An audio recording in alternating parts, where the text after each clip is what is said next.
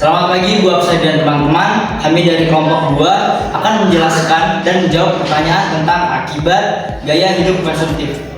Sebelum itu, perkenalkan, kami ada saya Geraldo, saya Yasmin, saya Kabel. Jadi yang pertama kita akan membahas tentang apa yang dibahas dalam teks tersebut dan apa tujuan dari teks tersebut. Jadi yang pertama itu teks tersebut membahas tentang gaya hidup konsumtif yang menyebabkan banyak sampah plastik dan mengakibatkan pemanasan global.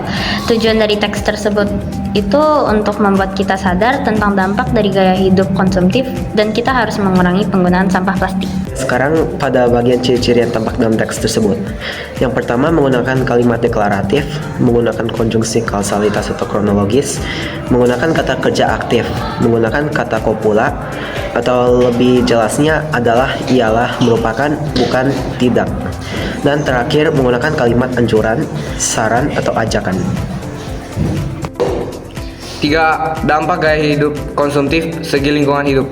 Gaya hidup konsumtif pastinya akan menimbulkan banyak sampah plastik. Ini akan membuat ketidaknyamanan dalam lingkungan tempat tinggal dan dapat membuat pencemaran lingkungan. B. Dampak gaya hidup konsumtif segi ekonomi.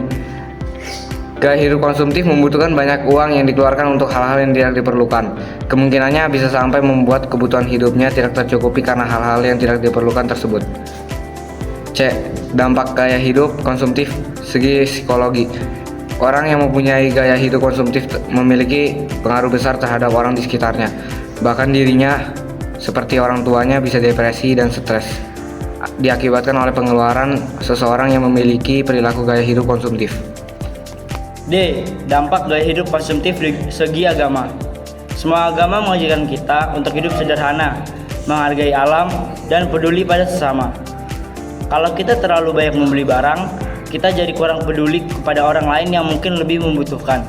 Selain itu, kita juga merusak alam yang Tuhan berikan kepada kita. Cara mengatasinya, pertama ada mengurangi penggunaan sampah plastik. Kedua, menggantikan plastik dengan yang ramah lingkungan. Ketiga, menahan diri untuk tidak membeli barang yang tidak dibutuhkan. Keempat, mengembangkan kesadaran diri tentang mana barang yang dibutuhkan dan mana barang yang diinginkan.